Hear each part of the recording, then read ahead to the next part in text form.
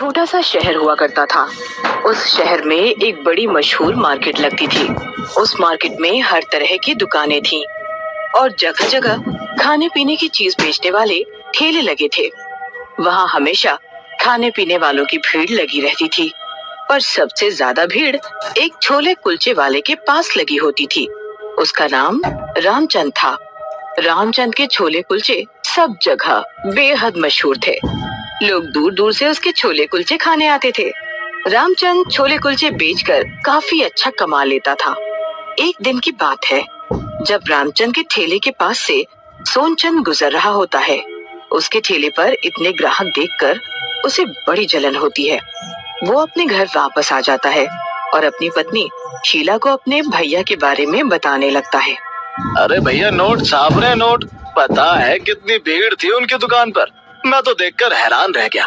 ऐसे लोग लाइन में लगे थे जैसे फ्री में छोले कुलचे बट रहे हो। अब ये सब आप मुझे मत सुनाओ। वो देखो कहाँ पहुँच गए। एक तुम हो कि ढंग का खाने को भी नहीं है। अब तुम मुझे सुनाओ मत और मेरी बात सुनो। मैं तो सोच रहा हूँ कि क्यों ना मैं भी वही छोले कुलचे का एक ठेला लगाना शुरू कर दूं। अरे पर उनके छोले कुलचे इतने मशहूर हैं, तो आपके कौन खाने आएगा? और वो क्या आपको बोलेंगे नहीं कि मेरी दुकान होते हुए भी तुमने भी वही काम शुरू कर दिया? मेरी मर्जी, मैं जो मर्जी करूं, उनको क्या। अगले दिन सोनचंद एक ठेला खरीद लेता है और उसके बाद वो एक एक करके सारा सामान ले आता है।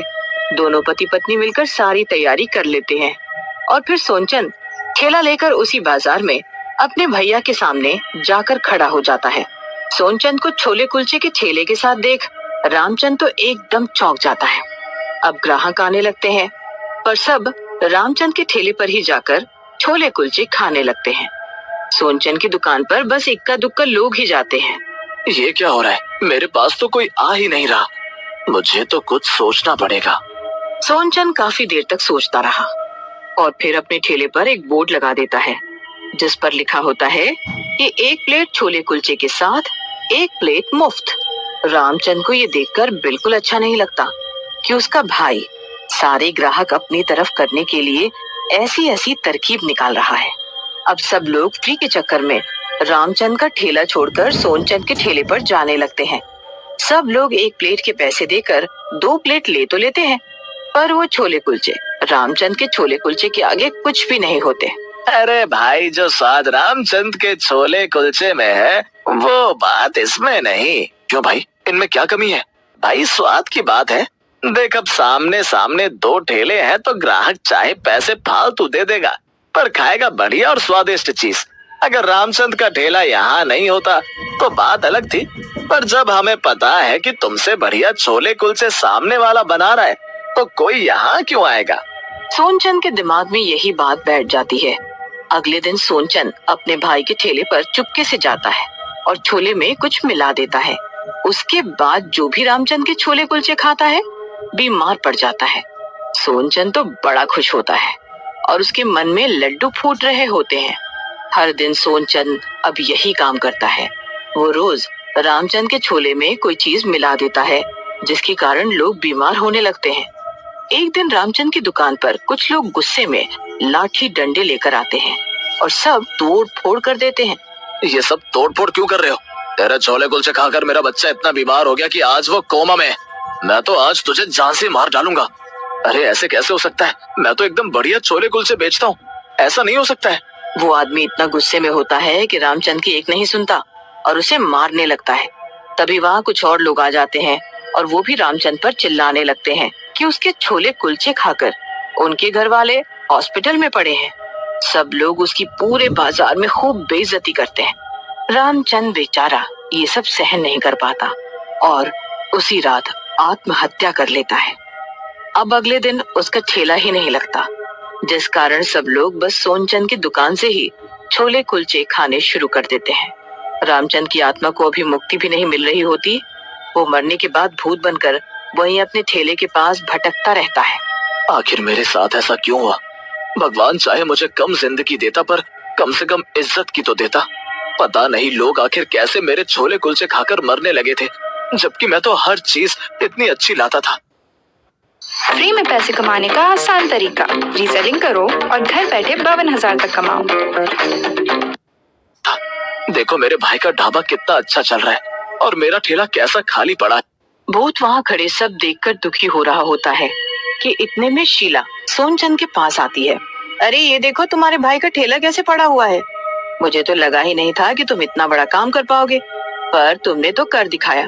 वैसे एक बात तो बताओ, वो तुमने छोलों में आखिर डाला क्या था जिससे लोग बीमार पड़ने लगे थे?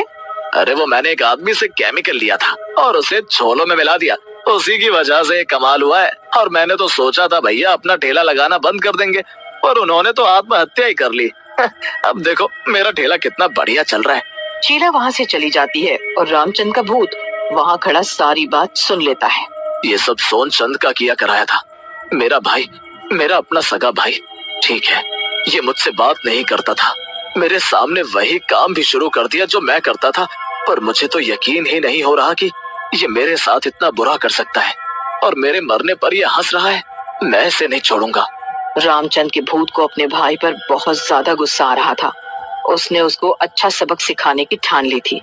अब अगले दिन जब सोनचंद अपना ठेला लगा रहा था तो रामचंद का भूत वहीं खड़ा हुआ था, पर वो किसी को भी दिखाई नहीं दे रहा था। धीरे धीरे लोगों का आना शुरू हो जाता है। सोनचंद छोले बनाने लगता है, पर जब भूत उसके छोले और छोले बनाने का मसाला देखता है तो वो हैरान रह जाता है। छी छी छी, ये तो बिल्कुल सस्ते वाले छोले हैं और मसाला भी कैसे सील रहा है। टमाटर तो बिल्कुल ही सड़े हुए हैं, मक्खन भी नकली है। अब मुझे समझ आया कि ये कैसे एक प्लेट के पैसे लेकर 2 प्लेट छोले कुलचे बेच रहा था। ये तो लोगों की सेहत के साथ खुद खिलवाड़ कर रहा था और बदनाम मुझे करवा दिया। कोई नहीं, मैं इसको आज अच्छे से बताता हूँ। अरे भाई जरा 2 प्लेट छोले कुलचे लगाना, एक में बिल्कुल मिर्च मत डालना और एक में टमाटर मत डालना। ठीक है भाई साहब। सोनचंद 3 प्लेट छोले कुलचे बना देता है। भूत सोनचंद के अंदर घुस जाता है और सबको गलत छोले कुलचे की प्लेट दे देता है। बच्चा मिर्च के छोले कुलचे खाकर चीखने लगता है और उसकी बीवी को टमाटर वाले छोले कुलचे खाकर खुजली होने लगती है, क्योंकि उसे टमाटर से एलर्जी होती है। वो आदमी बुरी तरह सोनचंद पर चिल्लाने लगता है और तभी रामचंद का भूत उसके अंदर से बाहर आ जाता है। अरे भाई क्या बात है, क्यों चिल्ला रहे हो मुझ पर बेमतलब का? बेमतलब? तुझे इतनी देर से एक बात बोल रहा हूँ, तुझे समझ नहीं आ रही? क्या बोला? मैंने तो नहीं सुना। ग्राहक को अब और भी ज्यादा गुस्सा आ जाता है और वो उसके छोले कुलचे वहीं फेंक कर चला जाता है। सोनचंद को अभी भी कुछ समझ नहीं आता कि आखिर हुआ क्या था। वो दूसरे ग्राहकों को छोले कुलचे देने लगता है, पर रामचंद का भूत बार बार सोनचंद के अंदर जाकर सब गड़बड़ कर देता, जिससे उसके सारे ग्राहक वहाँ से वापस जाने लगते हैं। अब मुझे कुछ ऐसा करना होगा जिससे इसकी असलियत बाहर आए, पर मैं क्या करूं? भूत बहुत सोचता है और अगले दिन वही केमिकल उसके छोलों में मिला देता है जो सोनचंद ने उसके छोलों में मिलाया था। अब अगले दिन लोग उसके पास लड़ने आ जाते हैं कि उसके छोले कुलचे खाकर बहुत से लोग हॉस्पिटल पहुंच चुके हैं। भाई ऐसे कैसे हो गया? ये तो मेरे भाई के साथ हुआ था। हाँ, तो तुम दोनों भाई एक जैसे निकले। लोगों को खराब छोले कुलचे खिलाकर क्या मिलता है तुम्हें? नहीं नहीं, मैंने कुछ नहीं मिलाया, सच में मैंने कुछ नहीं मिलाया। तेरा भाई तो मर गया, इसलिए हम उसे सजा नहीं दिला पाए, पर हमने तेरे छोले चेक करवाए। इसमें कोई बहुत खतरनाक केमिकल है जो तूने छोलों में मिलाकर ग्राहकों को खिलाया है। तुझे तो अब जेल ही होगी। एक आदमी तो उसकी पुलिस कंप्लेंट कर देता है, जिससे वो जेल तक पहुंच जाता है। वो जेल में बैठा अपनी किस्मत को कोस रहा होता है कि आखिर उसने ये काम शुरू ही क्यों किया। फिर वहाँ रामचंद का भूत प्रकट होता है, जिसे देखकर सोनचंद हक्का बक्का रह जाता है। घबरा मत, मैं तेरा भाई रामचंद ही हूँ, जिसे तूने बदनाम किया और आखिरकार मुझे शर्म में अपनी जान गंवानी पड़ी। तूने मुझसे मेरा ही काम छीनने की कोशिश की और इस हद तक गिर गया कि मेरे छोलों में जानलेवा केमिकल मिला दिया। माफ कर दो मुझे माफ कर दो, गलती हो गई मुझसे। अब नहीं करूंगा ऐसा, मेहनत का और ईमानदारी का खाऊंगा। अब तो तुझे तेरे किए की सजा मिलकर रहेगी। भूत इतना कहकर गायब हो जाता है। फिर पुलिस उस आदमी को भी पकड़ लेती है जिससे सोनचंद ने वो केमिकल खरीदा होता है। पूरे बाजार में सबको सोनचंद की असलियत पता चल जाती है कि उसी ने अपने भाई के साथ ऐसा घिनौना काम किया था और उसका भाई रामचंद बेकसूर था। सोनचंद उसके बाद पूरे 5 साल की सजा भुगतता है और उसको अक्ल आ जाती है कि उसने कितना गलत किया।